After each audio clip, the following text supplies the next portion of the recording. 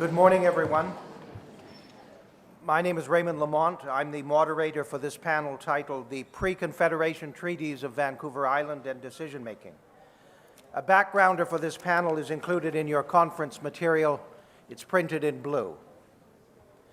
On this panel, there are four distinguished presenters. They are Dr. John Burroughs of the University of Minnesota Law School and the University of Victoria Law School, John Swift, a PhD candidate in the Department of Indigenous Studies at the University of Saskatchewan, Ardith Walkem, a well-known and very accomplished lawyer in the field of Aboriginal law, and Grand Chief Konrad Sioui of the Huron-Wendat Nation.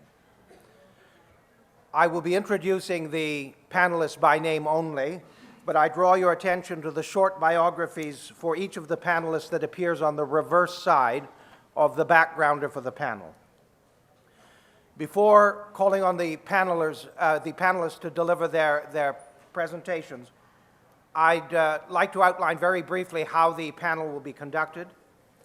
Each presenter has been allotted 15 minutes for their presentation. That's a total of 1 hour for all presentations. After the presentations are completed, I will invite questions or comments from the audience. Because of time constraints, I encourage you to limit your comments or questions to 5 minutes if possible. Questions may be addressed to specific panelists or to the panelists as a whole. To ask a question or to make a comment, simply go to the microphone in the aisle and you'll be acknowledged. For the benefit of other participants, we encourage you to indicate your name and disclose your affiliation, if any. As indicated in the conference material, this panel session is being recorded. If you don't want your image or your remarks to be recorded, simply turn to the camera in the back, raise your hand in front of your face, and the camera person will stop recording immediately. Now I will call on the first presenter, Dr. John Burroughs, to deliver his presentation.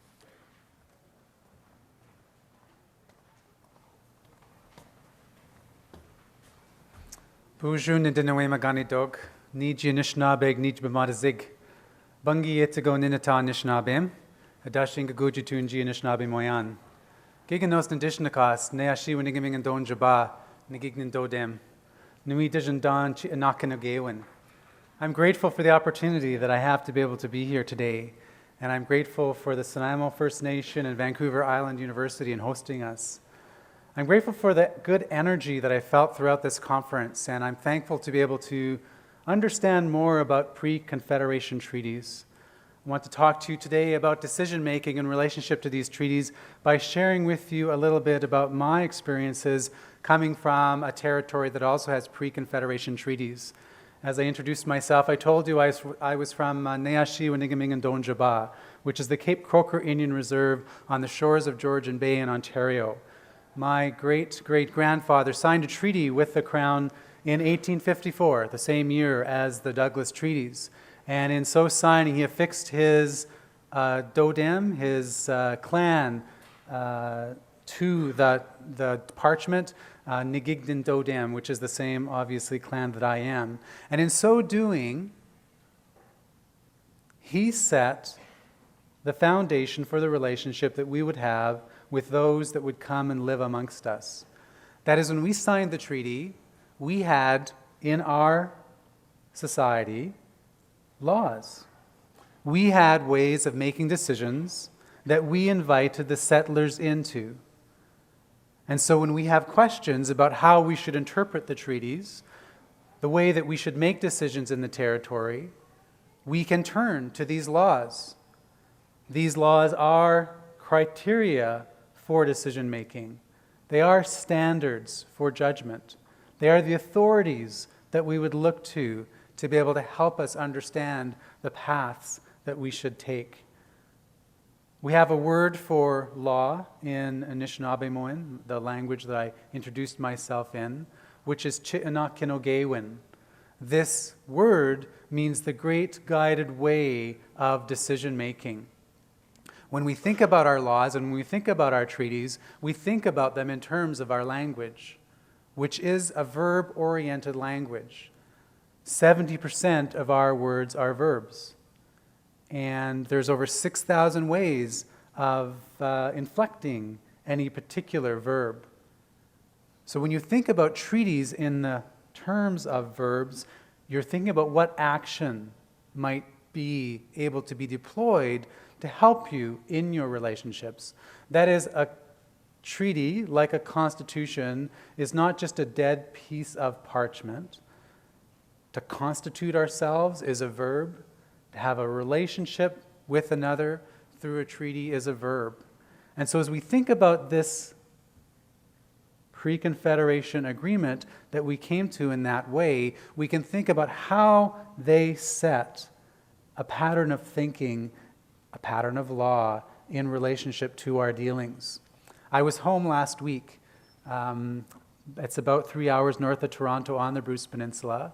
And one of the most prominent landforms that you would encounter if you were to come to Cape Croker are these beautiful limestone escarpments. You're all familiar with these limestone escarpments further south because that's the formation that Niagara Falls falls over. But as you come 3 hours north, you're into my territory, and you see these escarpments as they then disappear into Lake Huron.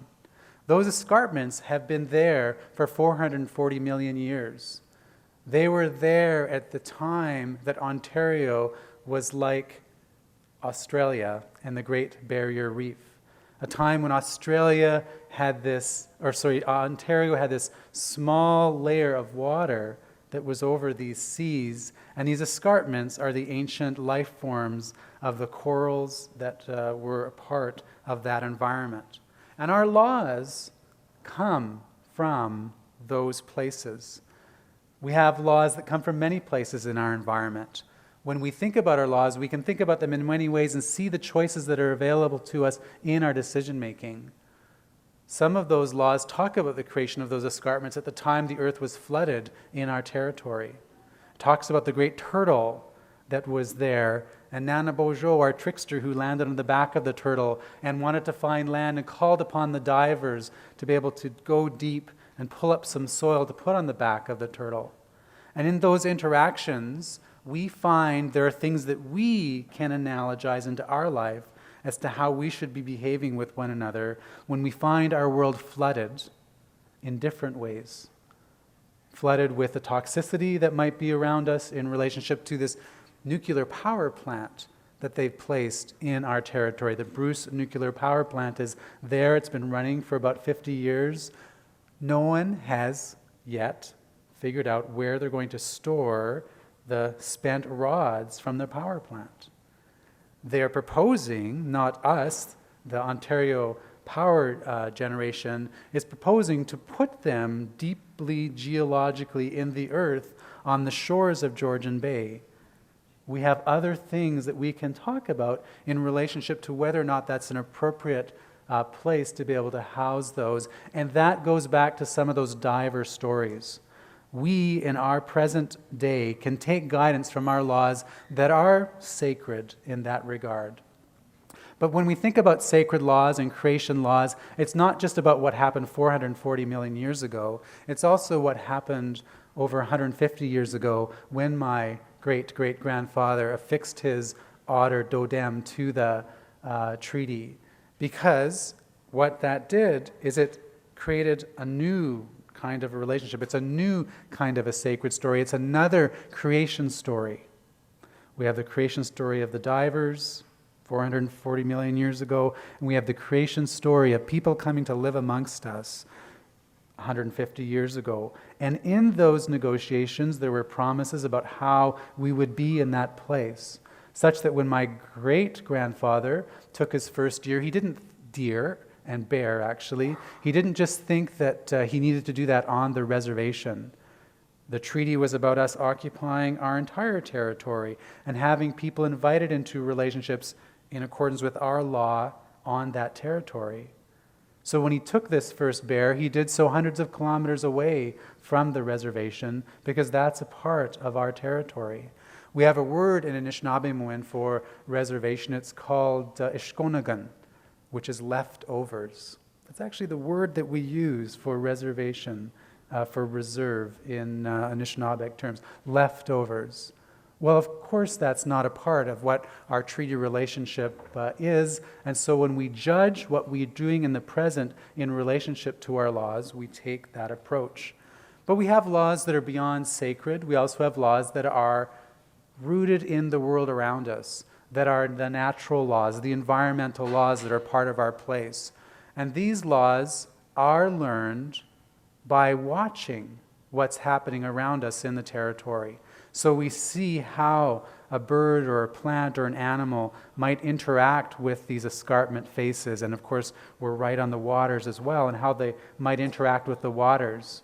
And through watchful observation through the centuries, teachings have arisen, or new teachings can arise, as to what's best to be able to continue to secure the health and the vitality of these populations. And then we analogize to our behavior and say we should be like the crane. We should be like the hummingbird, the monarch butterfly in this place, and protect these different relationships so that we can sustain ourselves in the way that they do that.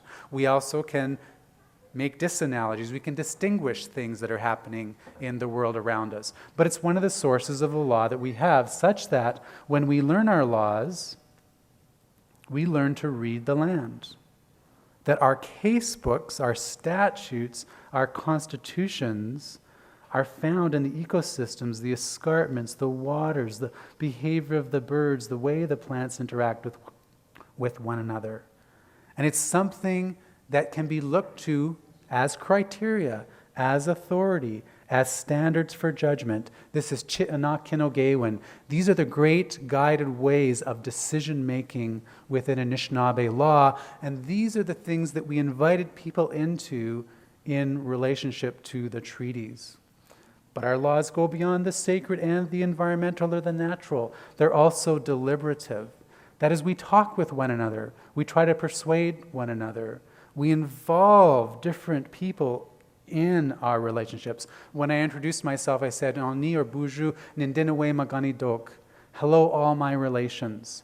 That's the best way that we can say hello in our language. Who are our relations? Well, some of those relations are the ones that I've been telling you about, the rocks and the water and the trees and the animals and the plants. Some of our relationships are what's there on the territory. There's different First Nations that we work together to try to understand that needs to be a part of our laws. We're deliberating as we're persuading, as we're talking with one another. It shouldn't just be Cape Croker or Saugeen alone that carries the treaty relationship. It has to be our different communities working together like that. That's part of our deliberation. But it's not just us as First Nations people or the plants, the animals around us. It's also those that we've invited into our territory. They are also all our relations. Sometimes quite literally, 50% of our marriages as Anishinaabeg people, actually Indigenous peoples across Canada, are with non-Native people. So when we talk about inclusion, we talk about relationship, it could actually be a family relationship that's a part of how we are. And so as we try to deliberate and persuade with one another, we recognize that these laws then can be living legal traditions. Because if I want to persuade you, I can't just talk about what happened 440 million years ago, nor can I just talk to you about what's there in the natural world around us. I also have to bring in the things that we're learning in contemporary terms.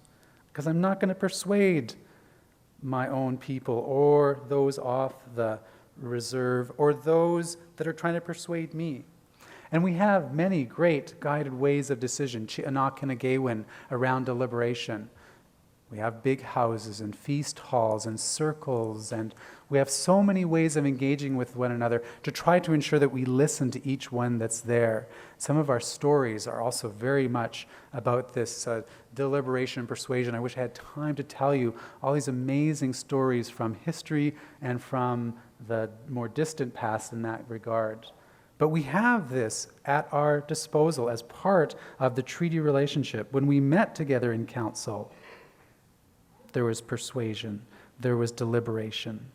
And that is what we want to see as the law that guides decision-making today. It's there in the treaty. But our laws go beyond that as well. We also have laws that can be written, that can be declaratory, that can be positivistic. They're declarations, their sayings, their chronicles, their do's and their don'ts. Right? These are things that could be familiar in relationship to how we should be there as we try to articulate in precise form what these laws might be.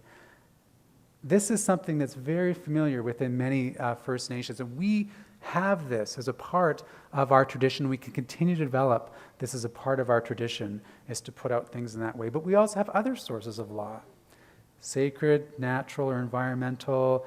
We've got this idea of deliberation, this idea of positivistic declarations. We also have our customs, repeated patterns of doing things over time that can be incentivized to do what's good for those around us, or if someone is departing from the good path, disincentives, right? Things can occur to them that would help them to put their life back on the path again. I point out all of these different legal traditions for you so that you can see, as Anishinaabeg people, as Salish people, as any people from any part of the world that comes to be a treaty person, we have choices in relationship to our decision making. We don't just have to follow a static way of thinking about what the treaties are. I'm grateful for this opportunity to be able to speak with you because I know that our laws are here. They're passed on in so many ways, and they can be further facilitated. I look forward to the day when we can more deeply see that we are in relationship to one another through our laws, in addition to the laws that have been brought from other places. Miigwech mi'ubazinduiig, thank you.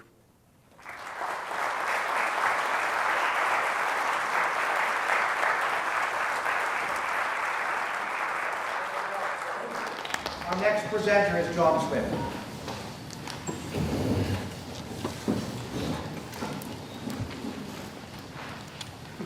Well, it's what the moonwalk across the stage. Not gonna lie. Unfortunately, I can't dance and my daughter would be embarrassed. My beautiful daughter Shanika is sitting there, she's smiling, so I know she's enjoying the humor. Tanzay, my name is John Swift. I'm from Kisakus, Anishinaabe community. My dad's from Cree Saddle Lake, William Sinclair. My mother is Victoria Cusans. I would like to first thank the Snuneymuxw people for allowing me to live and learn on their territory, and to thank you for this opportunity to invite me and present on this topic. And I think I've seen Uncle Ray. Did Uncle Ray come in? Uncle Ray, thank you. I was very relieved to see you come in. Believe it or not, even though I've done this numerous times, I still get nervous. You know, so if you see me shake a little, sweat a little, you know, or start dancing, like I really wanted to break dance to help break the tension in me, you know, I was like, oh, no, don't do it, man. What if you slip? What if you fall? Okay, so anyway, as I begin, I think first I'd like to address some issues that were brought to my attention yesterday. And this topic that we're talking about, treaties, is a very contentious topic, not only between Indigenous people in the state, but also within Indigenous communities. And we talk about the concepts of colonization, decolonization. We have to ask ourselves, what does that really mean? Are we really prepared to have some of these hard conversations that need to happen in our communities? It's not just the conversations that have to happen between ourselves and the state. There's also numerous conversations that are deep and penetrating and intimate that need to happen within our own communities. And I'm not just talking about reserve, on reserve. I'm talking about within our organizations, within our institutions, wherever you see Indigenous people, these conversations need to happen. So yesterday it was brought to my attention that I may have given the impression that I was speaking to the Douglas treaties as being the only way, that to participate in the Douglas treaties would mean that you're participating in a colonized behavior. And I like to leave room in my presentations for interpretation, but I think it's important to clear this up because clearly that was not my intent, and clearly I see that as being really disrespectful. So today as I came in and I was discussing the issue with Mr. Lamont, I thought, well, what was I really talking about? And it's important to clear that up at the very beginning. And what I was talking about is when you enter, the problem isn't the treaties. The concept of treaties is not new to Indigenous people. The problem is when you have one side of the treaties dominating the process and dominating how you can participate in the process. That is the problem. So as Indigenous people are dominated legally, politically, economically in these processes and apparatuses, then that creates a real problem. And how do we expect to achieve a new end if we consistently have to operate within these confines? And are we prepared to have these discussions? I agree with Professor Burrows. I am a strong believer in Indigenous forms of governance. And I do believe in our ways and in our laws and in our teachings. And I think it's important that those ways be regenerated and revitalized and used to guide us more so than these ways of governance that are being imposed on us. Now, this doesn't mean that our people would not choose to use these ways. And this is an important distinction, because clearly, since the encounter era, there's evidence that many of our people decided to adopt these new ways into their lives, the settlers' ways. And that's okay. That does not mean you're colonized. The discussion isn't that simple.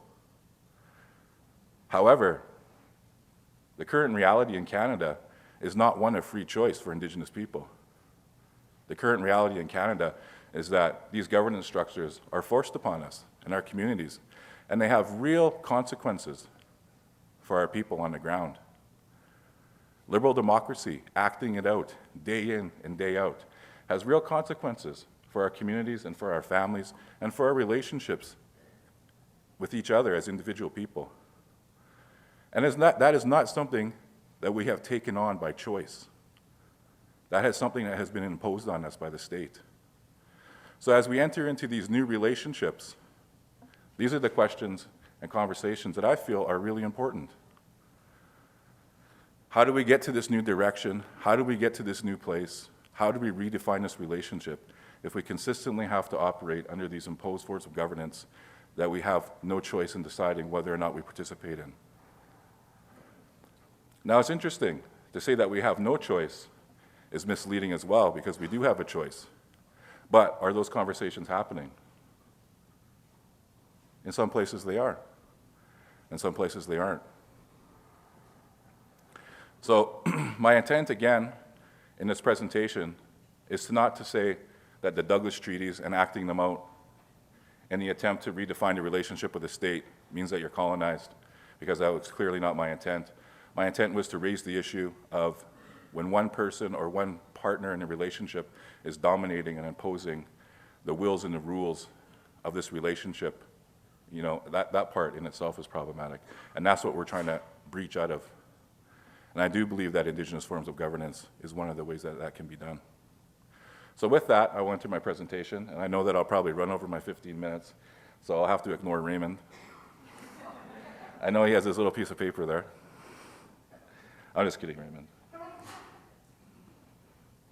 I don't think he's used to my sense of humor. If Keith was up there, Keith Smith, he'd be used to it. Okay, so part of my presentation is theoretical. Part of it reflects some of the research I did in the community of Chiam to sort of give some substance to the theoretical component of my presentation. And the last part is just some concluding remarks. So with the introduction, I hope it adds a sort of different kind of context to the presentation that's going to follow now. So the first part of my presentation talks about capitalism, colonization, and patriarchy as being essential ingredients of contemporary Canadian treaty processes. The second part of my presentation looks at Siam governance, colonial interference, and the contemporary challenges facing Chiam leadership.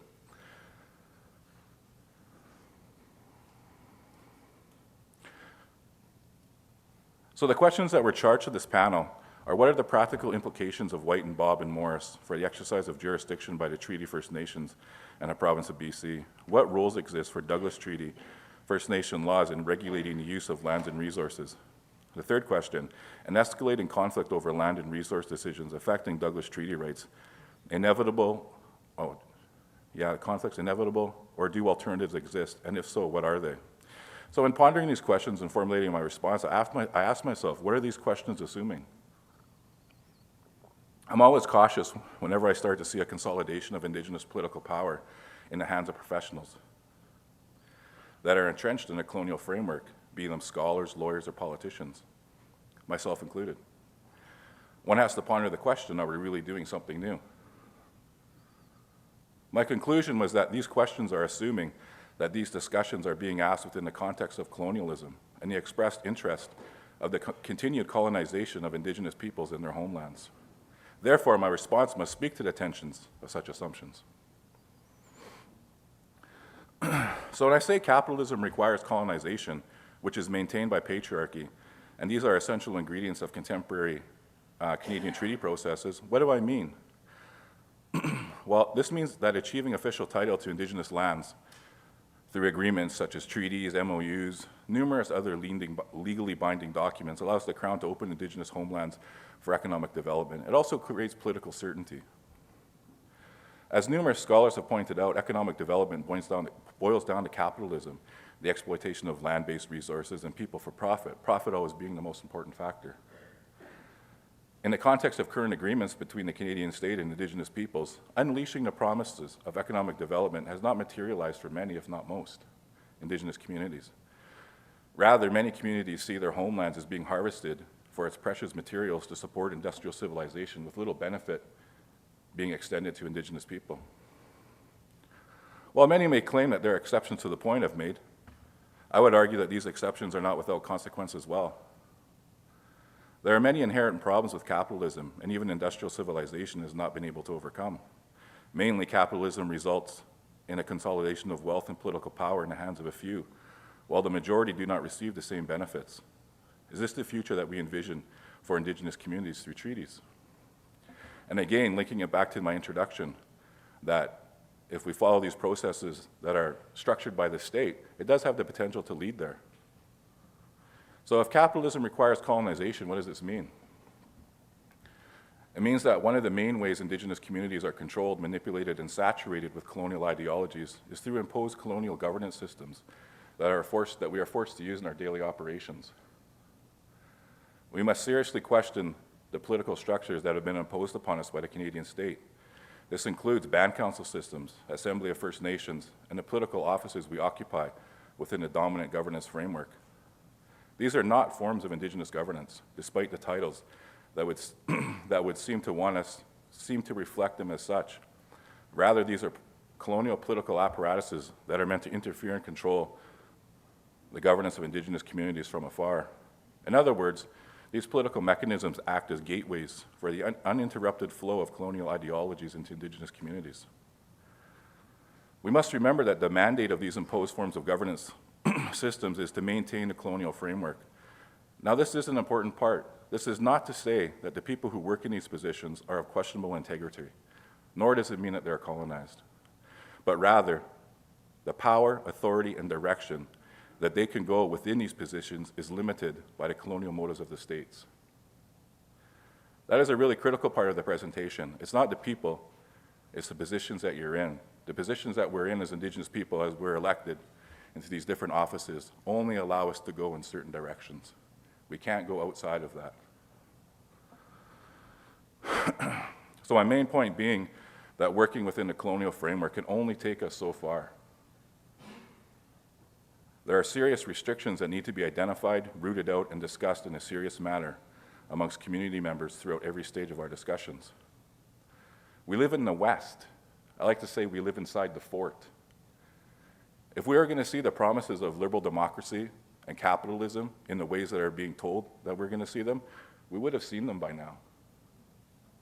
We live in the most fertile ground for these ideas to flourish, and Indigenous people continually do not see them at the same level as other Canadians. Why is that? And why are we continually buying into the promises? Interesting questions. Another way of conveying this message is that theory limits what can be seen and what can be asked. In this case, the theory that is governing these conversations is colonialism. If we do not find new ways and old ways of breaching these oppressive confines, then we are simply reconfiguring the colonial relationship in a manner that does little to change our current reality, but rather permits and applauds relationships that are largely maintained through the Canadian state's monopoly on violence and its authority to define what constitutes legitimate political power. Now, there may be those of you that contend that theoretical discussions are removed from what happens on the ground. I would disagree, especially in discussing the role of patriarchy in the maintenance of capitalism and colonialism. Now, I do have permission to speak on my research I did in the community of Chiam, from the community. So to discuss these matters, I will speak on a research I conducted in partnership with the Stolo community of Chiam. And we looked at Siam governance, colonial interference, and the contemporary challenges facing Chiam leadership. So in short, within Siam governance, the men and women had distinct roles and responsibilities. The important part of this discussion is that within this indigenous form of governance, women were the holders of the law. While the men were the speakers, the model required that men and women work together to achieve harmony. After 50 years of operating under the imposed band council system, radical changes began to manifest in the community. Within our study, both the men and women of the community voiced their concerns that the band council system was dividing the people more so than unifying them. For example, since the family unit is the foundational component of the Siam model of governance, this characteristic carried over to the band council system. As a result, larger families were able to secure more votes, and thus, over a long period of time, rifts between families developed. This affected how the community interacts on a daily basis. Many members spoke to how community events are not as popular, and there's not a sense of harmony in the community. Also, many of the leadership positions, economic and political, came to be dominated by men, and the roles of women were not always seen as being necessary. Finally, like many other Indigenous communities, the lack of respect for women, for the role of women, contributed to issues of domestic violence. The members of the community that participated in this project believe that these changes are in large part related to the imposed band council system, which in its early stages only allowed men to be chiefs. And these findings in this study are supported by, the wider body of scholarly literature, done by Indigenous and non-Indigenous scholars. So in conclusion, again, in considering the questions that have been charged to this panel, I would argue that the contemporary practice of treaty relations between the Crown and between Indigenous people and the Crown will not meet the needs of Indigenous people. And why is that? Well, it's because it's being dominated by one side of the relationship. We are told, if we reflect back on the BC treaty process, I know there's numerous old-time politicians that are in attendance in this conference, and they went in with the belief that they could achieve their needs or desires, their wishes for their future generations. But after getting involved in the process and realizing it took 15 to 20 years to materialize, and that the process was so restrictive that many of their hopes and desires did not materialize in this process, they came away from the process and disheartened. And this is something that's been shared, through scholarly literature and through the meetings I've attended and talking with these old-time leaders. And numerous other people have talked about it at this conference. So in addition, while a reconfiguration, regardless of how sophisticated, of the colonial framework may provide an illusion of progress or change, in fact, it is only smoke and mirrors. So what are our options? I believe the Stolo member, Stephen Point, carved out a path when he called for us to hang our egos at the door and to open our minds and our hearts. Can we imagine a world without colonization?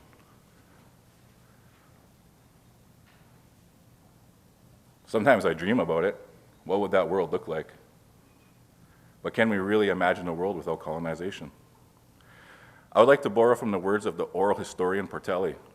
He says, "We should put our difference squarely on the table and see it less as a distortion of communication than as the ground itself of communication, placing the conversation in the framework of struggle and work to create equality." And while I'm not certain, I hope that he's not talking about liberal notions of equality. However, as our ancestors know, the art of dialogue and persuasion also has limitations. Finally, in critiquing this process, my 14-year-old daughter, Shanika, said, "This thing sounds really colonial." I did the exact same thing. I was like, "Shh." I was like, "Don't." But she asked me these questions. Why are the elders sitting in the back and the big men in suits sitting in the front? Aren't we supposed to listen to our elders? They weren't even allowed to speak. I thought that was really, just to hear her words and try not to explain them away, but just to listen to her and where her concerns were. So in pondering her words, I was reminded of the importance of going to the old people when I'm seeking knowledge and guidance. And with that, I'll conclude. Miigwech.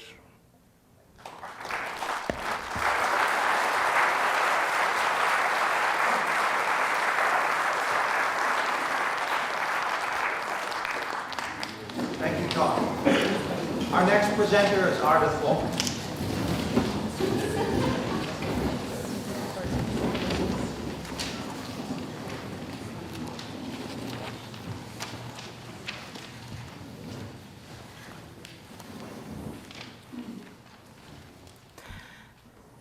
Hello, my name is Ardith Walkem. I am a lawyer and a member of the Tlakatmik Nation. It's in the interior, stretching from the interior down to Washington State.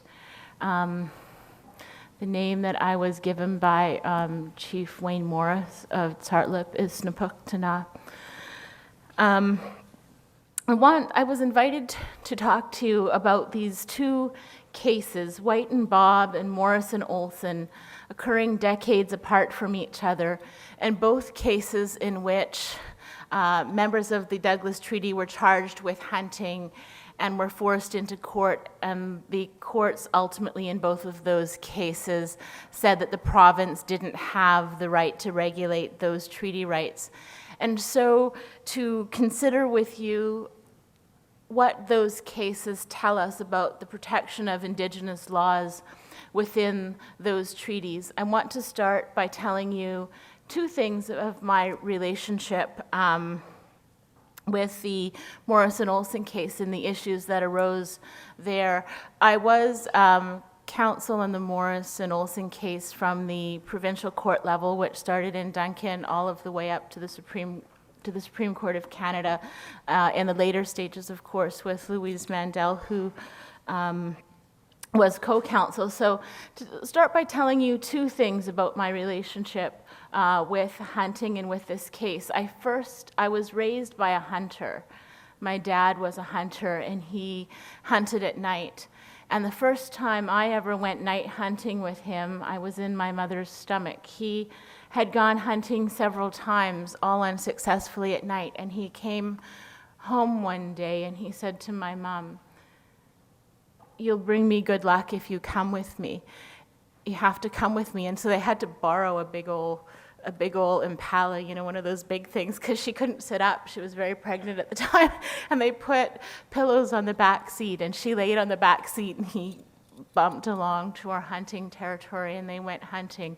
And it was a successful night hunt. And I don't think it's accidental then that I came much later to work on the Morris and Olson case, being raised by a hunter. I think I was called to work on that case because of that history of going hunting with my father when still in my mother's stomach. Of course, I continued to hunt with him throughout my life as a very young girl. The other thing I wanted to mention, it was very interesting to me yesterday when Chief Doug White gave a history of the White and Bob Treaty, and he said that when the hunters who were charged in that case appeared before the judge, that the judge admonished the gentleman, "You're just being piggish, insisting that this treaty exists because it doesn't." And it reminded me of going into court for the first time in Morris and Olson. I was a very, very young lawyer at the time and very nervous, so I liked to arrive very early. And I went into the courtroom because I was so young that I wasn't sure which side of the court I should stand on. And I thought if I arrived early, I could look and figure this out. And when I got there, the Crown and other lawyers from Duncan were already there, and they were laughing. And they were saying, what kind of lawyer could possibly want to represent people in this case? Clearly, they don't have a case. And it shows the same level of disrespect and disregard of the treaties within the court system decades apart. So if you're not familiar with it, the Morris and Olson case arose when the conservation officers set up a sting operation by using a robot deer. So they set up a pair of reflecting eyes that would reflect, and then they bought this deer. He was a robot deer that they nicknamed Bucky, and he had a remote control. And they set him up in an area that they decided was a safe area for hunting. And then they hid in a little camouflage tent across the street, and they waited for hunters to come along. When they set up this process, they were aware that well over 90%, very, very close to 100% of the people that they would catch in this operation would be Indigenous people. And furthermore, that a great majority of those would be Douglas Treaty hunters. So this was very specifically an operation set up, targeted toward Indigenous people.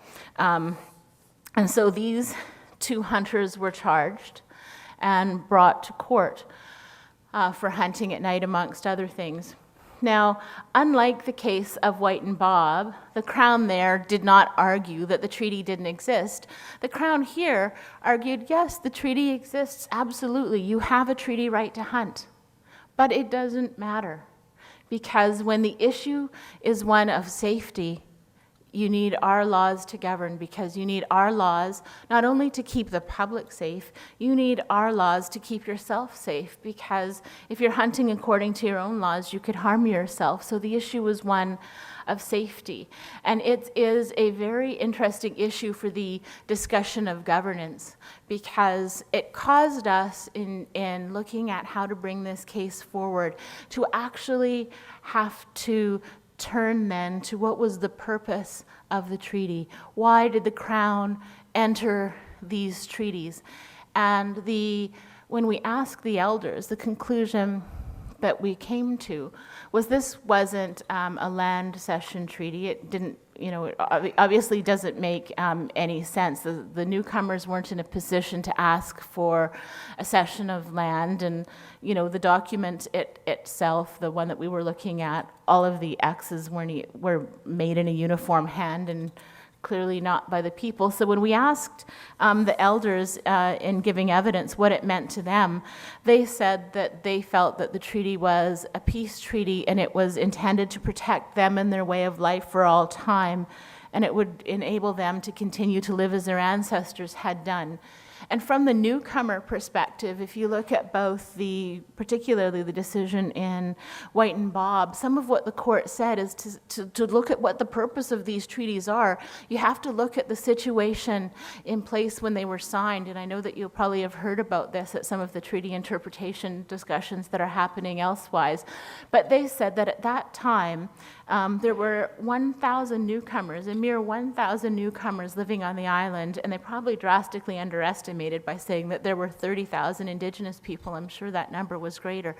But given that position, the Douglas treaties can be understood as the newcomers coming and asking the Indigenous people to exercise their laws to keep them safe, so that it is, in essence, that they could be understood as treaties that recognize Indigenous laws, because the newcomers relied on Indigenous people to be able to make a promise to keep them safe and to exercise and carry out that promise. So at their heart, in some part, they can be understood as a treaty protecting Indigenous laws.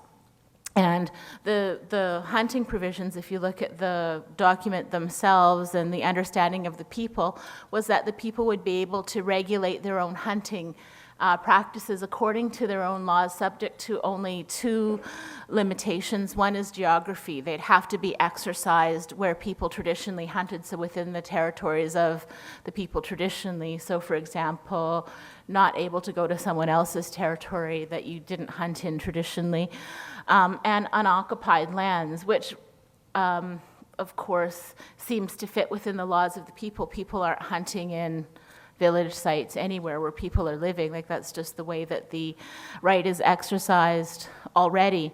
But the issue of safety in the case was very, very interesting, because it was a night hunting case, and the Crown very strongly presented this as an issue of safety. And what it helps to illustrate, the evidence in the case helps to illustrate, and the way the court considered it helps to illustrate, is two very different perspectives on laws.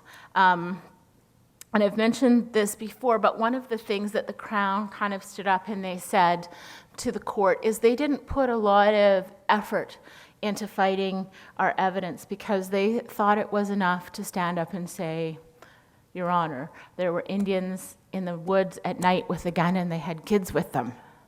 And they thought that that would be enough to scare the court into just deciding with them and saying, okay, if they're going to hunt at night with guns and with kids, we better shut this hunt down. They need provincial laws to regulate. And frankly, up until the time we got to the Supreme Court, they were successful at that. But what is interesting in the evidence is that it showed two very distinct laws and traditions for ensuring a safe hunt, including a safe hunt at night. And what's very interesting, and to keep in mind at the beginning of this, there was no evidence at all that anyone had ever been harmed in a Tsartlip night hunt. There had been no one harmed and certainly no one killed, which is an incredible safety record of laws being effective. And in contrast to the provincial laws, looking at provincial laws, they have a limited kind of open season, and it's kind of, Indigenous hunters here will say you stay the hell out of the mountains when they're hunting because they're just shooting all around. It's very unsafe. People are routinely injured or shot at. It's a very dangerous time, the provincial hunt that they're regulating. And so for the hunters that we were dealing with, they said, for us, it's a way of life. We're taught this since we're young. And for them, it's more of a hobby or a sport. Now, I don't want to make that universally. I do know that there are some newcomers for whom hunting is also a way of life. But we both called evidence, the Crown and the hunters, and our evidence was exclusively based within the hunting and elders of the community. So there was no anthropologist or expert, so we relied upon the expertise and the law expertise within the community itself. And part of that evidence about what Indigenous laws were was it talked about the living classroom of the ancestral lands, that's where you lived, and you were taught since you were very, very young. Children going out hunting when they were 4 or 5, maybe not able to carry a gun yet, or maybe later able to carry a gun, but with no bullets, and having to work their way up when it was felt that they were responsible. But over years and decades with elder hunters who assess whether or not they're ready to hunt, and if they're responsible enough, this whole process that took a very, very long time, including saying this because my friend John was talking about the gendered way of that we needing to be conscious of the gender. Sometimes the hunters were talking about it, and it also disclosed that the women of the community taught a lot about hunting, even though they weren't hunting, because they taught about the need to show respect to life, because hunting in terms of the safety tradition builds very strongly on the tradition of respect. So part of their evidence was that when they would go they weren't allowed to do this. I don't want to do it. When you go like this and you shoot at people, boom, as young children do, that their mums and grandmas and aunties would be very mad and might give them a thwack across the head because they said that's showing disrespect. So this was a safety tradition that wasn't just taught on the land, it was taught at home, it was taught everywhere, it was infused into their way of life. And so that was the evidence in terms of ensuring the safety for the night hunt. The evidence of the Crown of BC in this case was that you needed to take a course that would teach you firearm safety. So they gave evidence that you could take a course over the course of a month, several evenings per week. And if you could pass this course, and there was a written test which could assess whether or not you were truly safe, that you could get a little certificate that said you could hunt safely, and they thought that that was sufficient. So, for example, the conservation officer who was classified as an expert in that case had taught thousands. And the hunters in the case just thought that was ridiculous because you can't learn in the course of a month something that they had to learn over the course of a lifetime. But it really helped to illustrate the different perspectives of what is safety and what happened in those cases, despite the fact, it really is important to look at this fact, you have a history of no injuries coming from a night hunt, of an exercise of the hunt which has been done safely since time out of mind, since before people can remember. People haven't been injured in the hunt versus provincial laws where you have people injured in a hunt. And still, I didn't think the Indigenous laws were strong enough. So it just shows a different perspective in the way that the Indigenous laws tend to be disregarded or ignored, and why it's really necessary, I think, to really stop that. And one of the things when we're looking at the Douglas Treaties and talking about the time when they were signed, like I said, it's possible to interpret these as a recognition of Indigenous laws. It not only recognizes the right to regulate the harvest, it recognizes the ability of the people to exercise those laws to keep the newcomers safe. But when you're looking at hunting and fishing laws, it's not just a right to go out and eat. It's not, in essence, it can't be reduced to the right to eat some deer or to eat some fish. That's a protection of a way of life.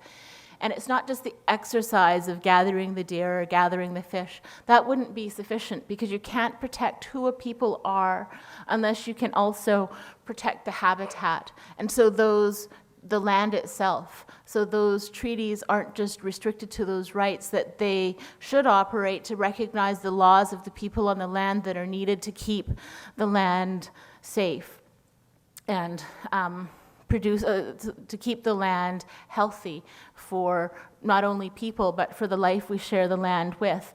And I wanted to close off by saying why I think treaties matter, why we need to update these now, and then also to give some examples, because I know that people think it's, people are just hungering for examples and some thoughts of what we could do collectively or individually to try to have these recognized now. So first, why I think it matters.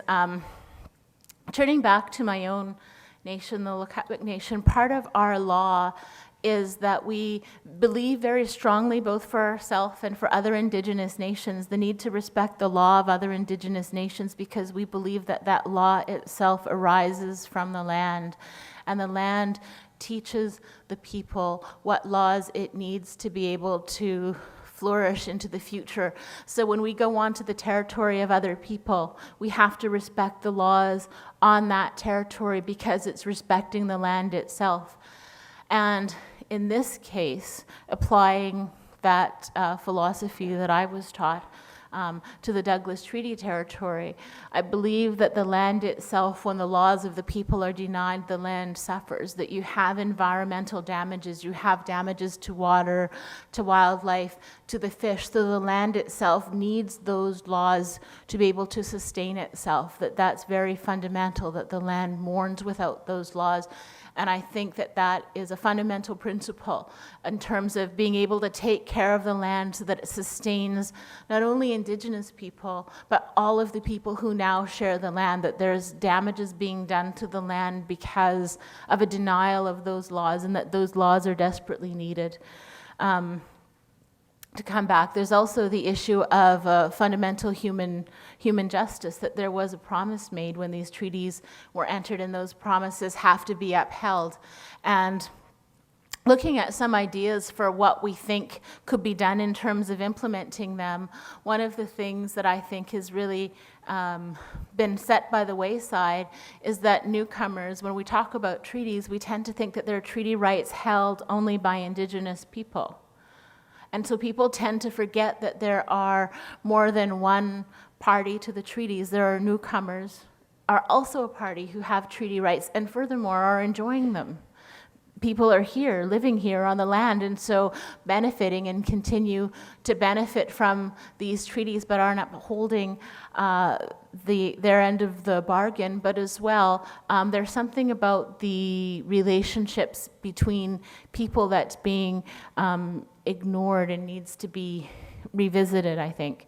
Some of the, just trying to put my mind toward what are some of the things that we could do toward implementation. I think education is a really huge area, and I wanted to talk about one of the examples of the hunting case that I was talking about earlier, is that charges to Douglas Treaty hunters only started happening within the territory when an old conservation officer retired and he was replaced by someone new.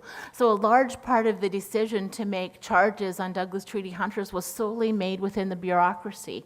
The previous history, the previous history had been that the conservation officer, when they caught someone and that person said, I'm a Douglas Treaty adherent, he would call people within the community, and if the community said that person is a member of our treaty, that they would not charge them. So you had a period of time where people weren't charged. And this wasn't complex. This was just someone being decent and acknowledging the existence of a treaty. And so I think to some extent there's education that needs to be done at that bureaucratic level. Now, they, depending on the direction from above, might not be able to do that.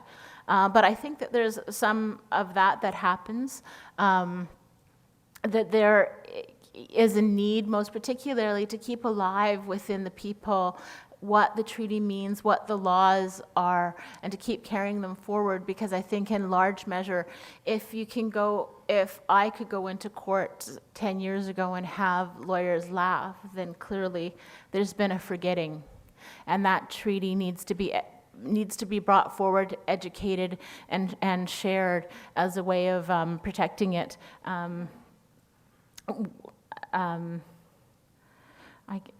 I know that I'm out of time, so I will end there, and then I think I have some other ideas that maybe we can share in the question period. Thanks.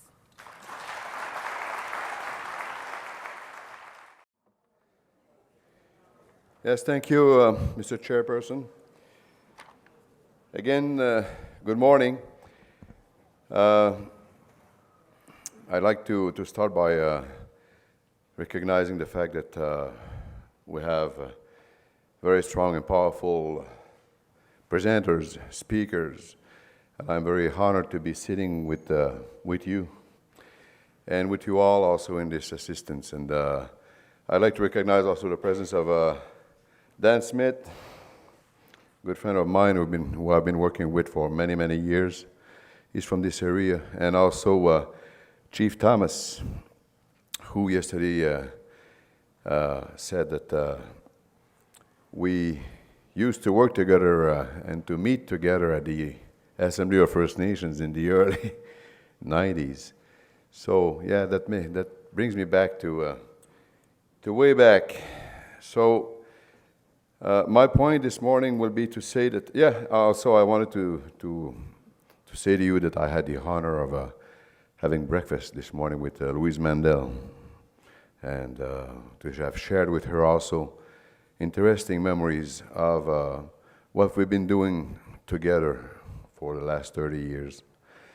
So I won't repeat it again. It's an honor for me. I'm so happy to be here and to be participating to this initiative that was put in place by Chief White and all the Douglas Treaty's chiefs and people. And thank you for the welcoming. I appreciate it very much so. Maybe next time we'll meet in Wandage in Quebec City, and maybe we're going to call this conference number 2. This is something that we'd be ready to look at and to work on. So, I don't want to get involved too much with the historical facts, but we have to understand that in the eastern part of Canada, where I come from, everything started with the first meeting. And it had to come to a first meeting. The Jacques Cartier arrived, he was lost on the sea, and our ancestor, Donnacona, a Huron-Wendat chief, welcomed him with open arms. And as I was saying yesterday, this has not been a good meeting. This has been a disaster, a tragedy, in fact, and because we had 2 philosophies there meeting, the linear mind, masculine in scope, individual in scope, violent in scope, who was an explorator, a discoverer, who wanted to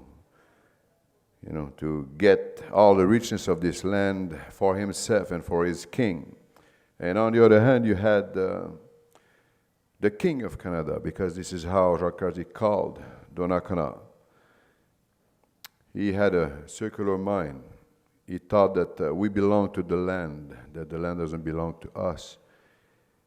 A man of harmony, a man who wanted to see everyone to be fed, to be happy around the circle, to find shelter, to find warmth. So it ended up tragically when Tonakana was kidnapped along with 7 other members of his family and brought to Europe to never come back.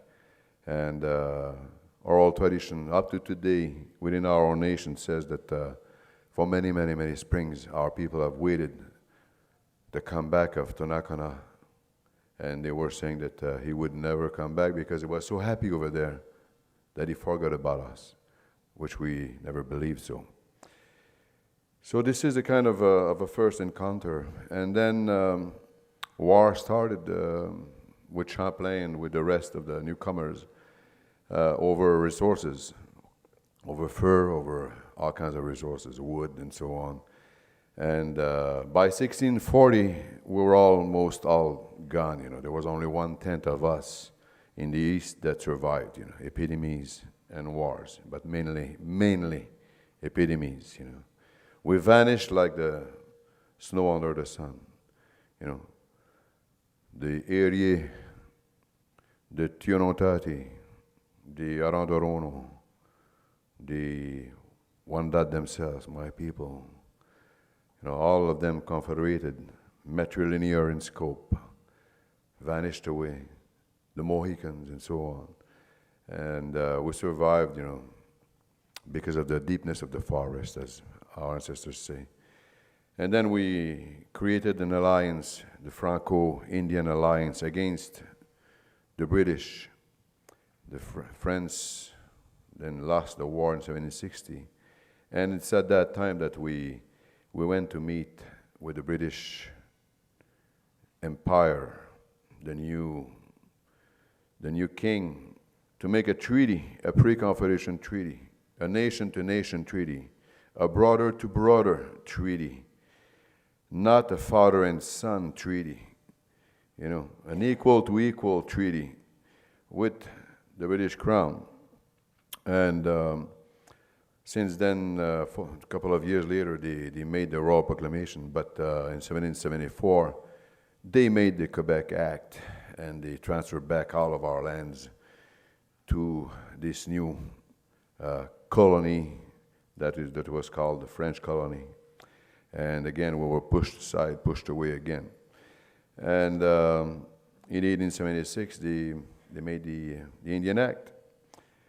And all the way through, we've always ran a life where we refuse absolutely to become victims, and to call ourselves victims, We ran a life of self-determination, put in place our own enterprises, our own commerce, our own trades, and so on.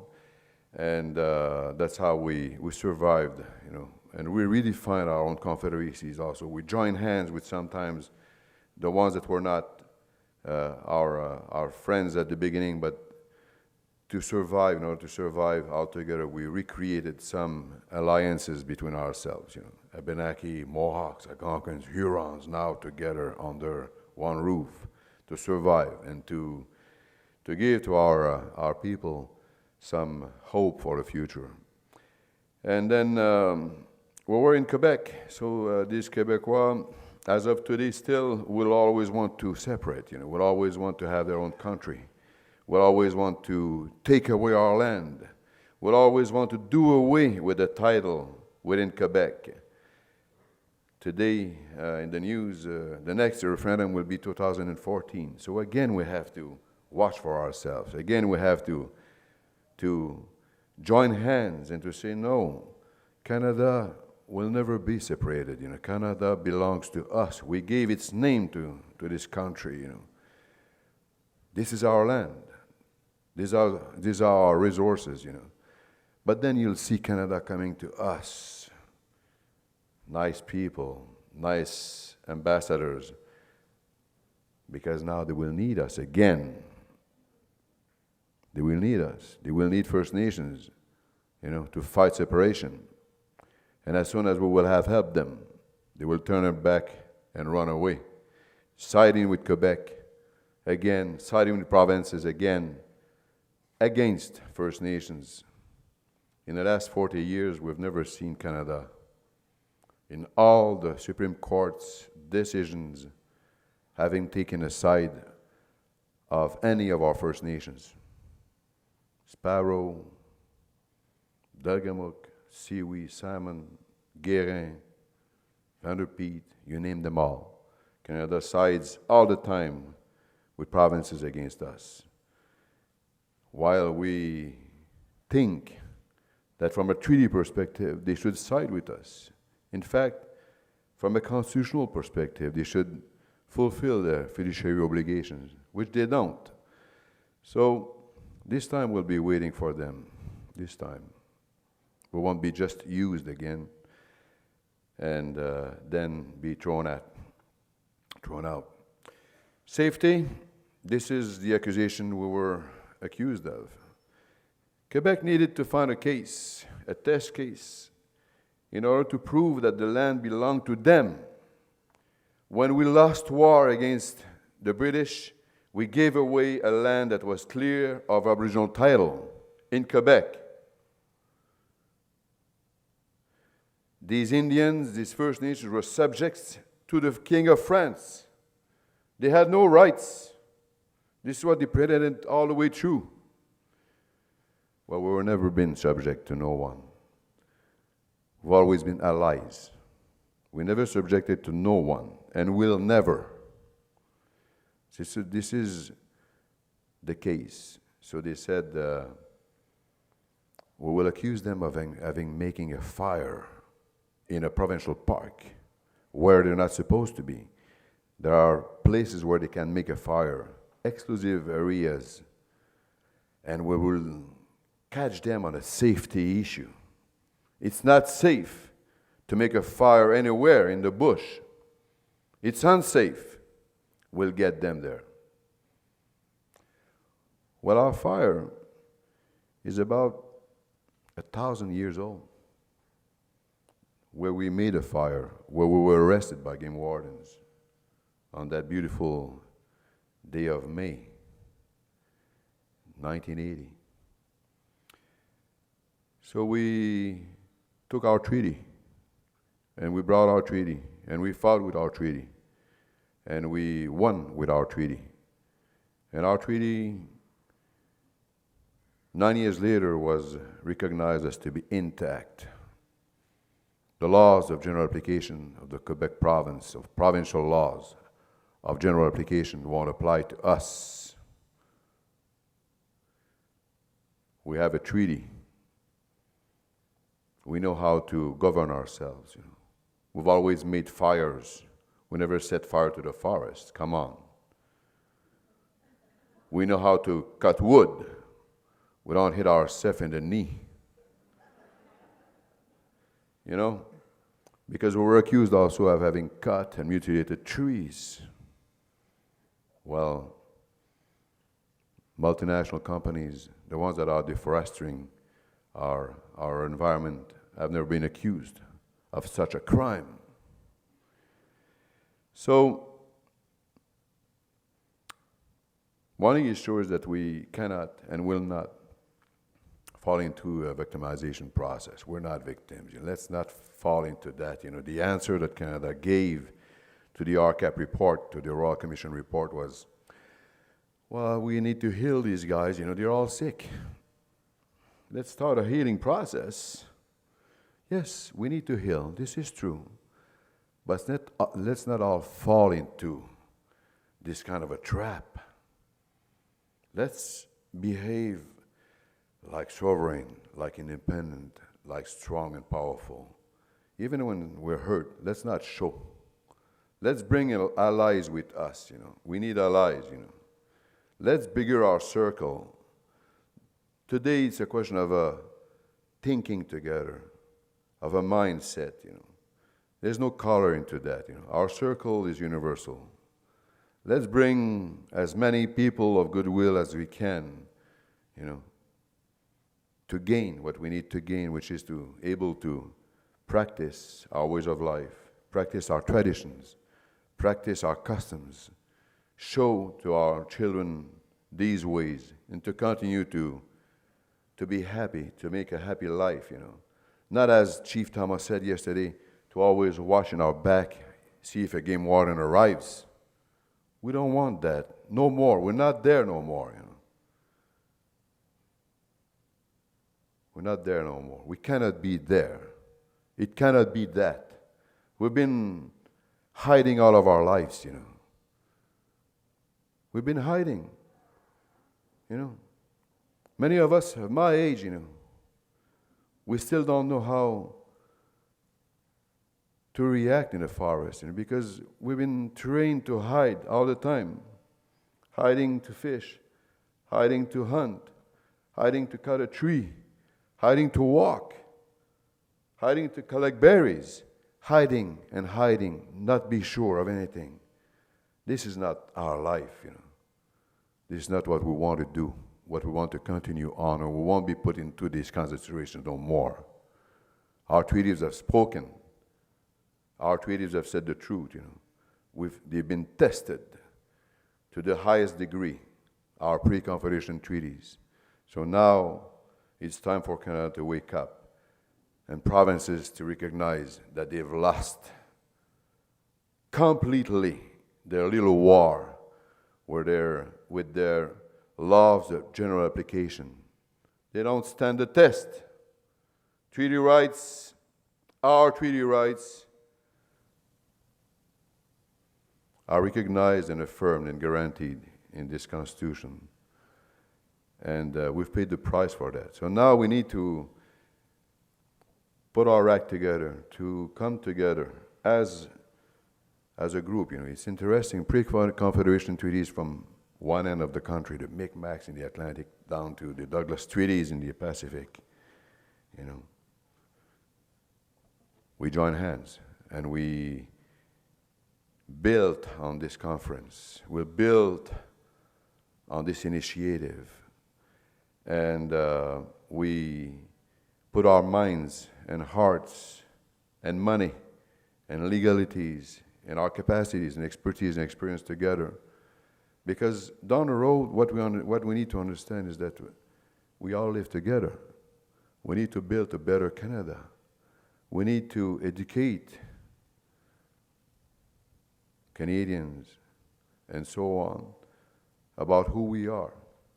And we need to make sure that we haven't worked from Calder to Sparrow to Delgamuc and to us for nothing. I, again, just want to finish by saying that it's been a great, great pleasure for me to have come and to have met and to have seen people that I haven't seen for a long time. And I want to thank you all. Good day.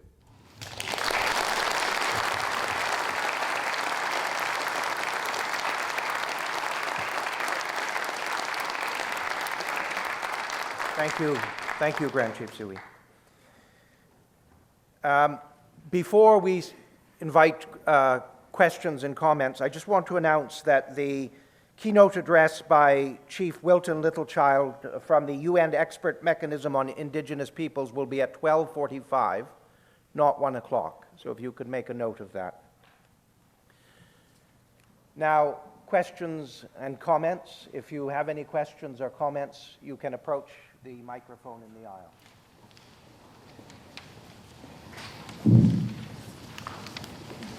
Yes.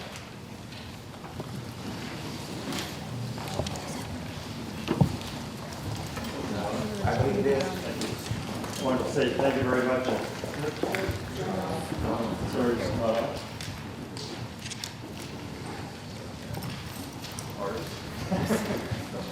Must be young. It will be in a moment. I have a very loud voice, so I probably don't need the mic. What? That's the answer. Oh, sorry. Hi, it's Bruce McIver, First People's Law. I just wanted to say thank you to all four for such stimulating and thought-provoking presentations. I had one comment for Ardith and a question for John Boros. When you were speaking about the safety issue from Morris and Olson, it made me think when the case was being prepared for the Supreme Court of Canada, I went home to rural Manitoba where we regularly hunted at night ourselves when I was a child and my whole family, and people still do. And I spoke to my parents about the safety issue, and I said, have you ever heard of anyone being accidentally shot while hunting at night? And they both paused for a long time and looked at each other and then said, no, but during the day. And so it fit perfectly with what you were mentioning, but what it was making me think was the laws themselves, they don't exist in this abstract world. You know, they're about application on the land and in the particular place. And to understand laws and laws as living things, the judges and the lawyers who engage must have an understanding of the place and of the people. And when you think of a lot of the cases that have gone forward, I think for myself, for the Orr versus Sutherland from Manitoba, Justice Dixon, which was another treaty case, hunting case. He was a Manitoba boy himself. He knew where the Sutherlands had been hunting. He'd been there. He had an idea of the place, and he could set the law in that context. And I thought that's a very important thing to take away, and that was one of course, the greatest challenges at Morrison Olson going to the Supreme Court of Canada, is to try to overcome the possibility that probably none of the 7 justices understood that what it was like to hunt at night. Just a question for John. I do a lot of work with the Anishinaabe of Treaty 3. In fact, I was just back there yesterday.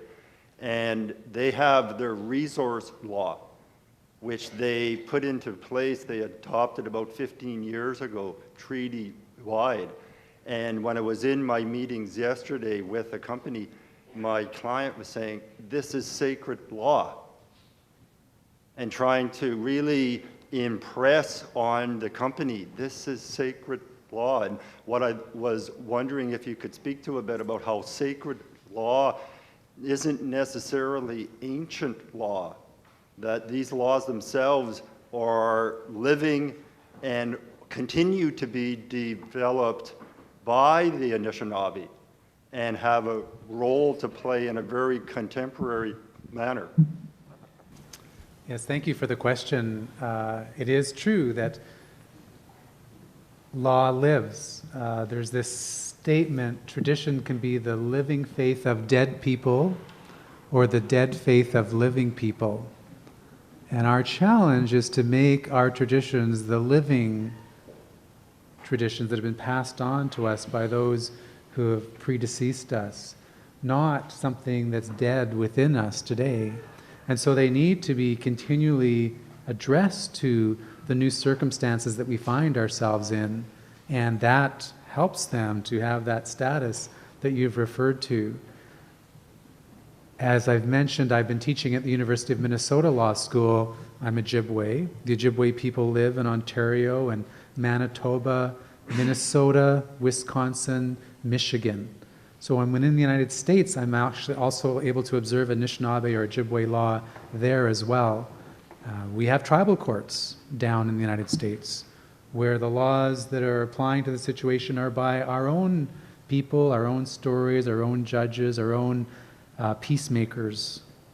And then we also, in accordance with the treaties in that country, are recognized by the Supreme Court. They're management regimes where we have the authority off of the reserves to be able to deal with all the hunting and the fishing and the access to the resources as Anishinaabeg people throughout Michigan, Wisconsin, and Minnesota. That's our authority. It's not just on the reserve. And that is something that is exercised in accordance with what you were just saying, where the language, the elders, the stories, yes, we have enforcement officers out in the field as well, but it's done in accordance with Anishinaabeg laws, and then it's harmonized with the laws of the states. But it very much comes from Anishinaabeg places. So thank you for the question.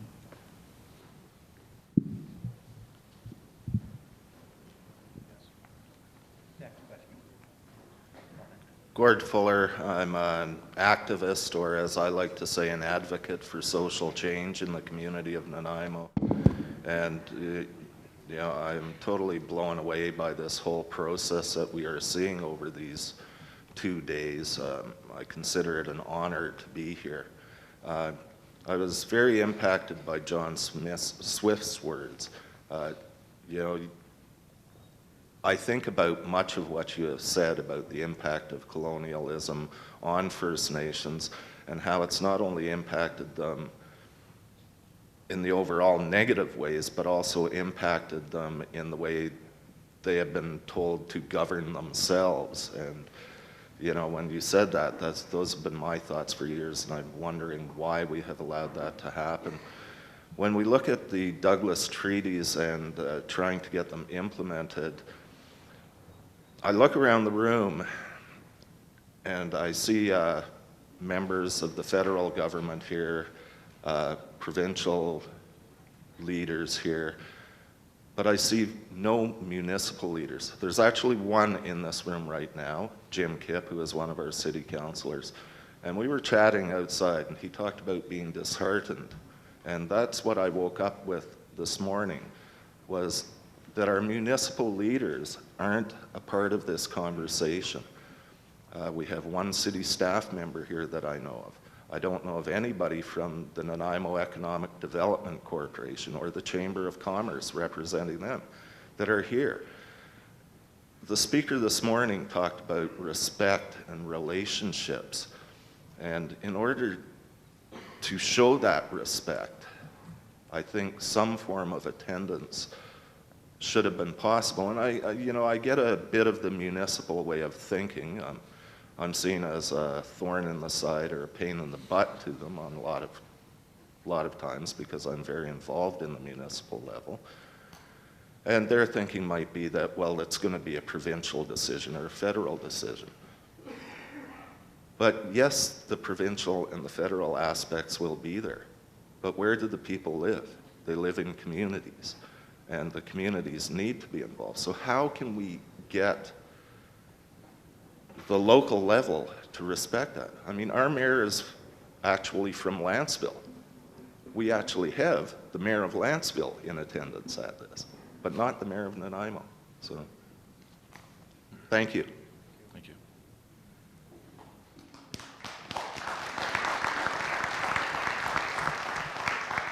Eric Pelkey, from Sioui First Nation, the Saanich Nation. I was like to, I guess, welcome all of you to our territory, because I have relatives up here too, and I see you've all traveled a long ways to be here, and I just wanted you to know how much we appreciate you making that journey here to share what you have with our people here. And I'm thankful today for all of the people that came together regarding Douglas treaties, because a lot of times we feel like we're working alone. And I really appreciated hearing the talk of the need for alliances, because we really do need those alliances. And instead of working in isolation of one another, to try to do something that it's our common good to work towards. And if we don't come together and get those alliances into place, then we're not going to move forward. No, John Swift was mentioning how capitalism really drove the processes in negotiating the treaties, because that's what they wanted. They wanted our territory, they wanted our resources, and that's why the treaties came to be. And that imperialism also was a driving force in regard to negotiating these treaties and taking over these territories. And the colonialist attitude that existed at the time of the treaties were negotiated is still existing today in the way the government deals with us.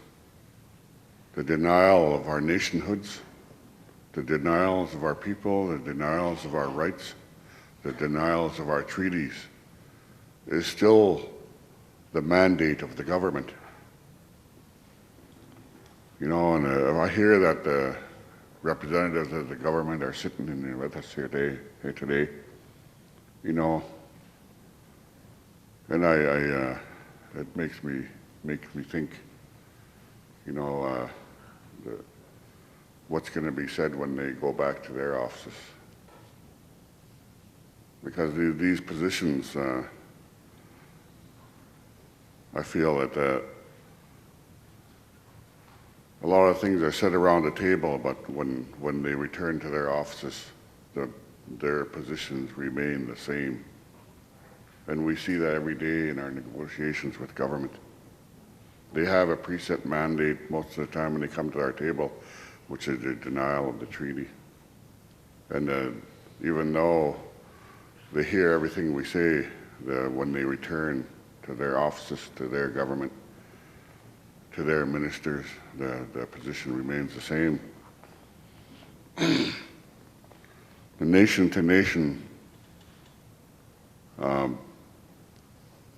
nation-to-nation relationship was what was there when the treaties were negotiated. We were a nation when they came to see us, and the nation, that's why the treaty was negotiated, because we were a nation when they came.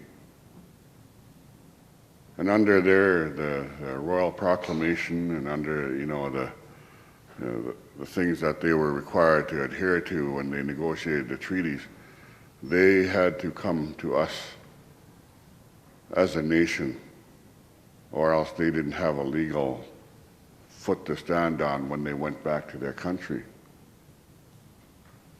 They had to negotiate something with us, and that's where the treaties were negotiated. Whether or not we got what we thought we were negotiating for under the treaty and what they got is another matter, I guess. But the fact is, it's a nation-to-nation relationship when you're negotiating treaties, and that should be adhered to by the governments.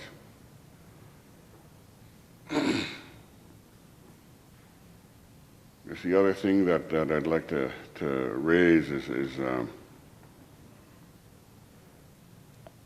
everyone keeps saying that the province has no right to regulate our treaty rights. And I think it was said in our Sanderson Bay Marina case, and it's said in Morrison Olson, and all the way back to White and Bob. But still, the province still does that. They still regulate our treaty rights under the laws of the province, and our constitution is with the nation. But where is Canada? Where is Canada? Under the Constitution Act, they're supposed to be upholding the treaty, and the treaty is supposed to be enshrined in the Constitution. But where is Canada? They let the province run roughshod over us and spend all their money to persecute us, and no one comes to stand up for Canada. Where are you? Is it just a name? Is this country just a name? you know, because the province still acts like they're the colonists, they're the colonial entity, and they're the ones that are to rule us. That's what they think.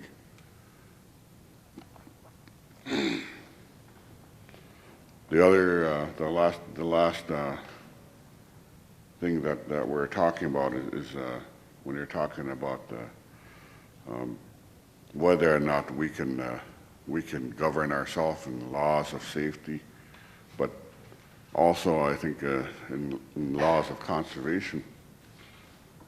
You know, the DFO treats us like we have no way of regulating ourselves when it comes to exercising our treaty rights to fish.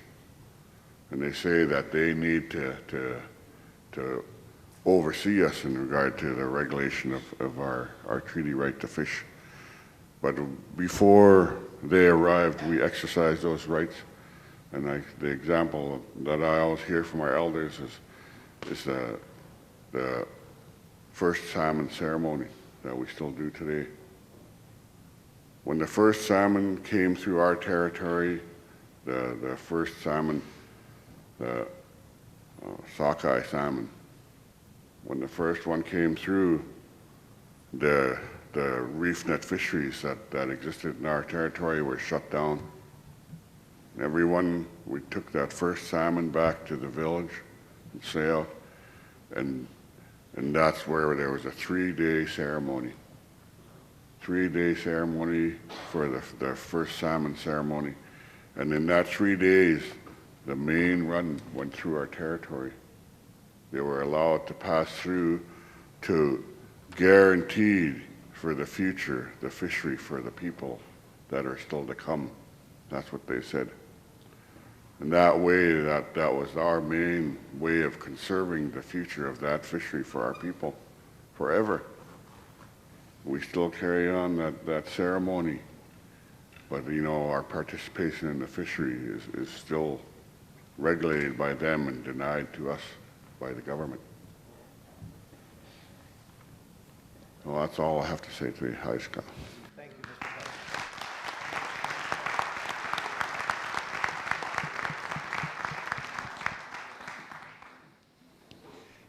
Hello, my name is Scott Fraser. I'm the MLA for Alberni Pacific Rim. I'm the Aboriginal Affairs critic for the official opposition, so I'm a New Democrat.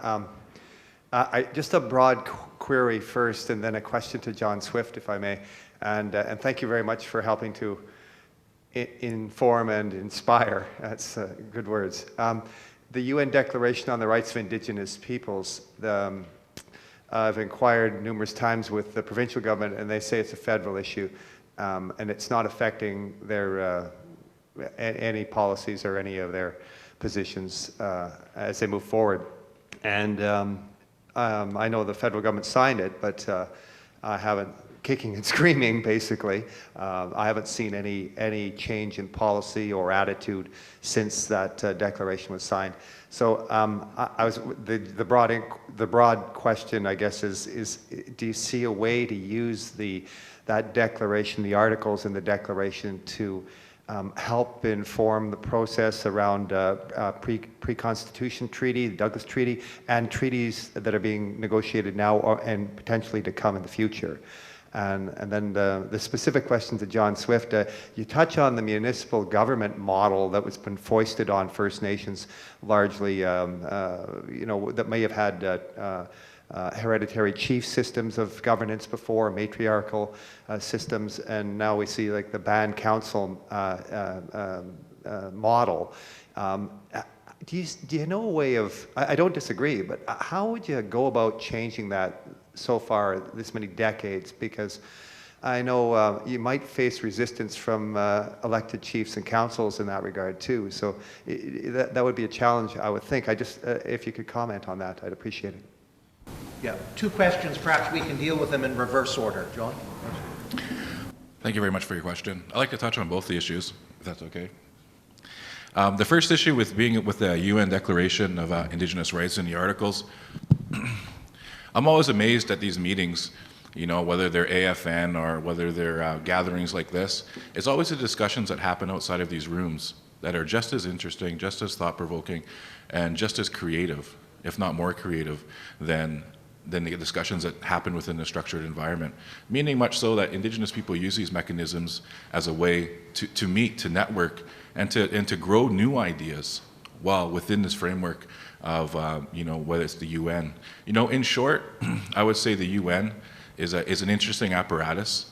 It doesn't really have any teeth, any enforcement issues. And looking at it from the perspective of scholars like perhaps Albert Memmi or Frantz Fanon, a lot of these mechanisms, perhaps they might say that these mechanisms provide a critical vent for Indigenous people who are living within a colonial relationship to vent their energies. And these political apparatuses are constructed by the state specifically for that purpose, to maintain the status quo, but to provide, again, an illusion that somehow something is being done. But you look at the UN and, what has been signed, how long did it take Canada and the US to get on board, who's going to enforce it, what change have we really seen in our communities after that number of years. And you have numerous scholars, again, who have attended in person, that I've been mentored by, who have attended these meetings in your younger years, and said, these are really of limited use. But at the same time, they provide a very interesting apparatus, again, for Indigenous people to meet on a regular basis and to say, okay, well, how are we going to combat these new challenges and to create new ideas? So it's really unclear as to, its use, but it does provide a critical point where there can be a critical mass of people to discuss these issues who all have the same interest. Now, going on to your second question, that is such a deep and complex question that, I cannot give you an answer. But on the other hand, it leads into the discussion of, my earlier comments on, there's people from the encounter era who willingly accepted settler ways, who wanted to, be part of this new society and incorporate those values into their lives while retaining their identity. But the question for me, at least, is, choice. Do Indigenous people have a choice? And I had this discussion with Raymond this morning, and he brought up that exact point. And, if Indigenous people wanted to operate under chief and council systems, and they chose to freely and willingly, then who has the right to disagree with them? But at this current juncture, they don't have that choice. It's imposed on them, and, that imposition has certain consequences, not only for the community and their daily relations, but in the psyche and in the way the people experience their lives. And, and the transition period from going from Indigenous models of governance to, more colonial models of government, it is not an easy process for communities or individuals to go through. Some scholars have called it a very violent process, psychologically and at the community level. So, you could look case by case. Some people operate, as Raymond brought up this morning with me, some people operate, somewhat successfully by fusing Indigenous and Western ways of governance under custom elections. But again, do they have a choice? And for me, that's the important question. Do Indigenous people have a choice to adapt and adopt these imposed forms of governance? And currently they don't. And it would be interesting to see what would happen if they did. So thank you. I hope I answered your question somewhat.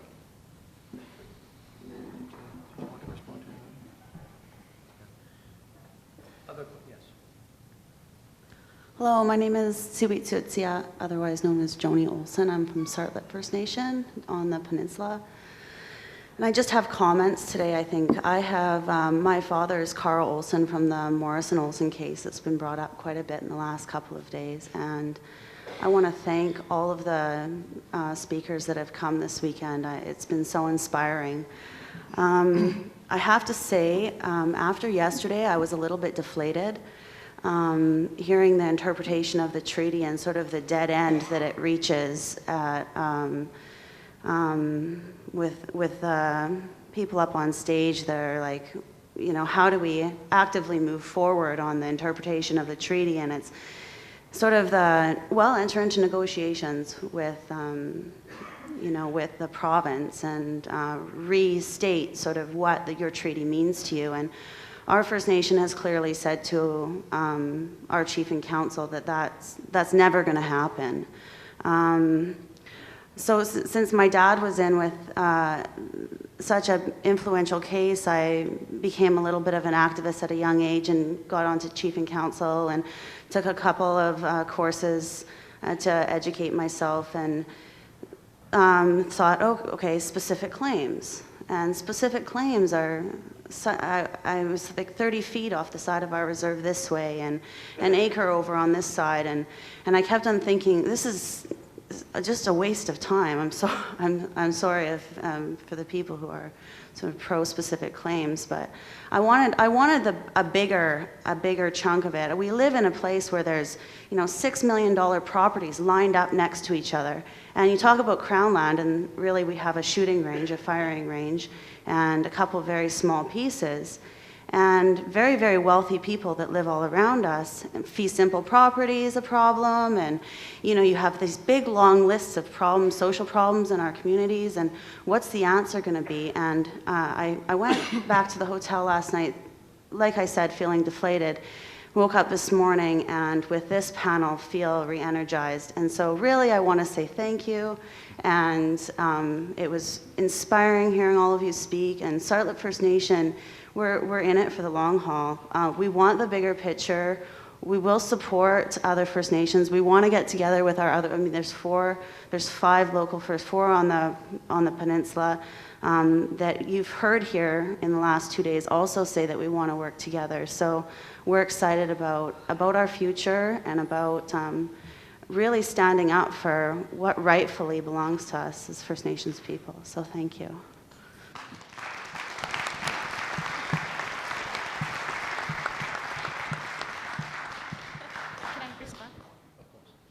Sorry, I just thank you very much for your words. It's lovely to hear your perspective from Sartlip, because I am very, very familiar with that power, that ability to say no. I think it's one of the reasons that I just find your community so beautiful, and it reminded me of one of the instances that happened as the case went forward. After the first day of argument at the BC Supreme Court in Duncan,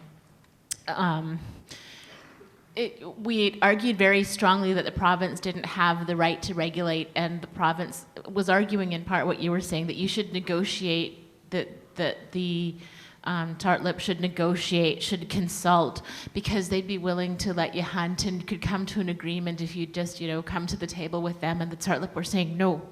And after the first day of argument, it was a very powerful first day of argument, and the provincial crown went home that night and called people within his boss within the provincial government and got authorization to come the next day and to try to drop the case. Of course, it was impossible because they'd already had a conviction, but they said, we can't do a not guilty, but we'll call it not guilty. We'll let you off. There'll be no fines. There'll be nothing. You can get off. And your dad and your uncle, Wayne and Carl, and the rest of the hunters said, absolutely not. We want our day in court. You can't let us out of court, because you can't just say we're not guilty and you're going to say you have the right to regulate us, because you don't. You don't have the right to regulate us. And it's amazing, because if you do look at the territory, including the hunting territory, the encroachments keep coming.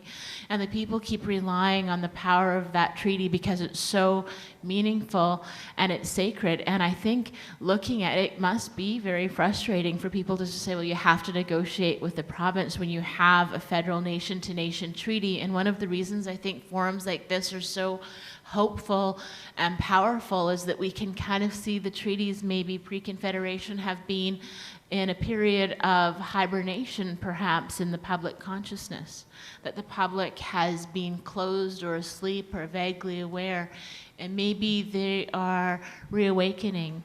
And I think the power of them is yet to be felt, but it does come through education and raising. Someone yesterday, I think, within the tradition called standing them up, that they need to be brought forward and people need to know about them.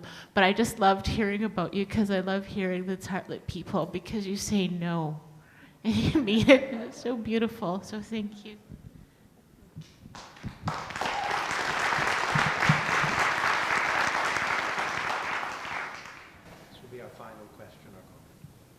Thank you very much. My name is Wayne Edwards. I'm from Snownawas. I did, I guess, 10 terms as an elected chief for our village. So I have a history of being in the political world and listening to a number of things that have been said over the years. Saskatchewan, I think of a Métis leader, Sinclair, and the kind of things that he talked about at that time. I know Konrad for a long time, and I like what he had to say. I've sat in a couple of meetings with Dr. Burrows over the years, and I've really enjoyed listening to what you're saying. And Ardith, I'm really happy to see you here and knowing your background. You know, I've been to forums like this, and it was white people sitting at the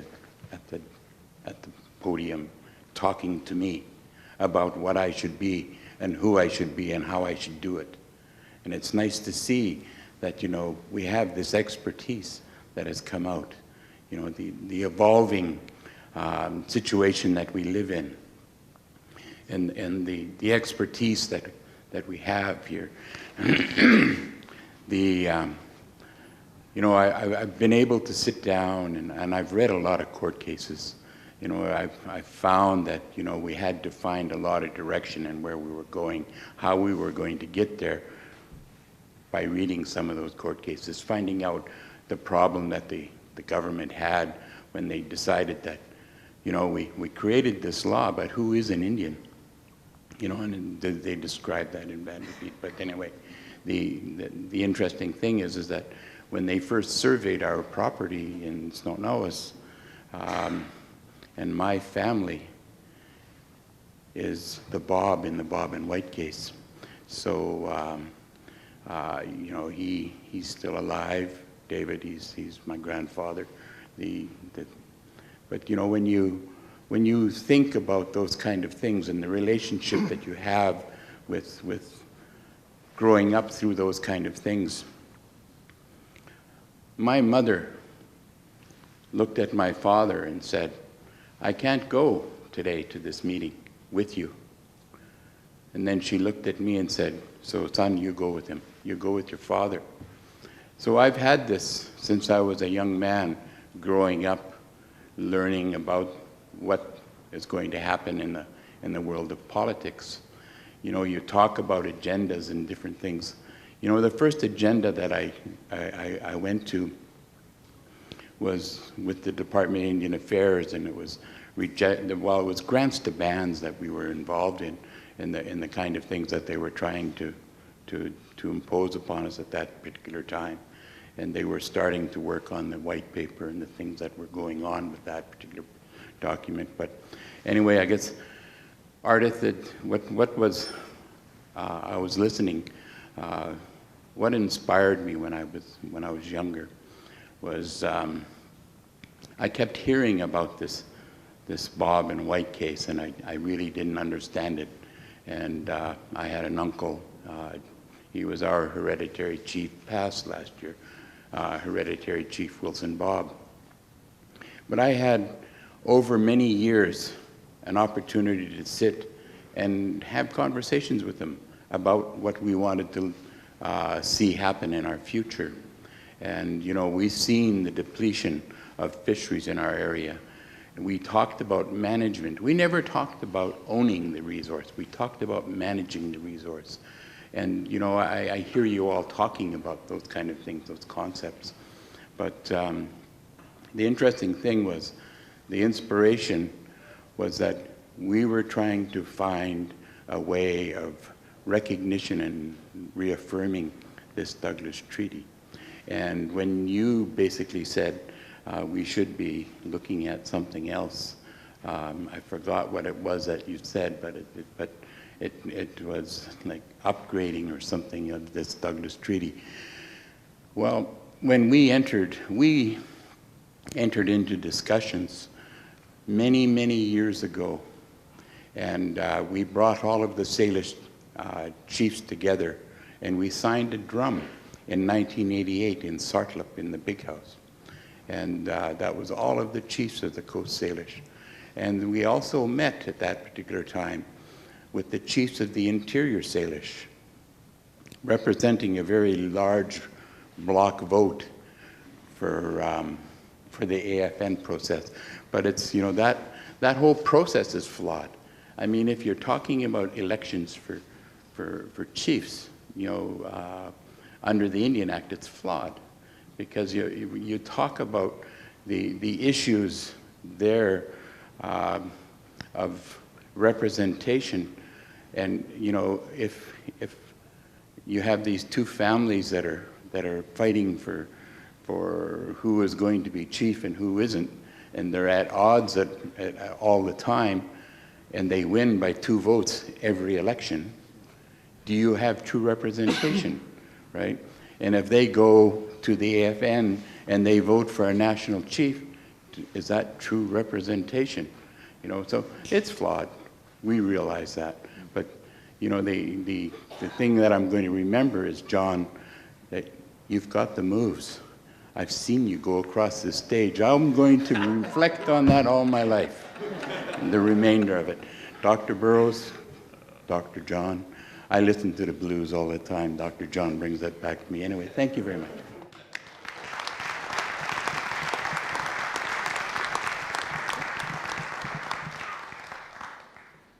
Thank you. And again, I would like to remind you that the address by Chief Wilton Littlechild is at 12:45 and not 1 o'clock. I would now like to call on Tiffany Mehrhofer of Snuneymuxw First Nation to present the panelists with gifts.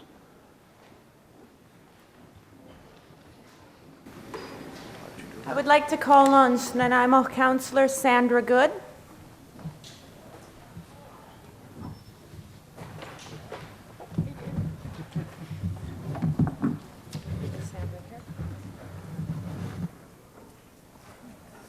John Swift.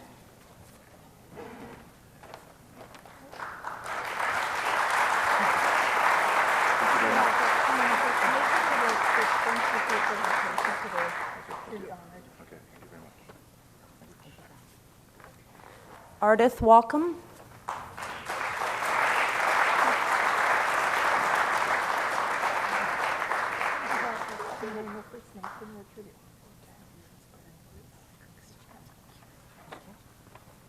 Dr. John Burroughs.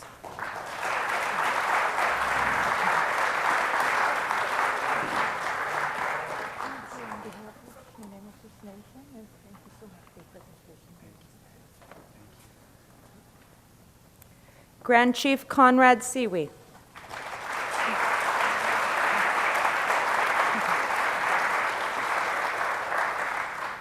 Thank you. Thank you. Thank you very much. Thank you. Mm-hmm. And you too. Oh, thank you.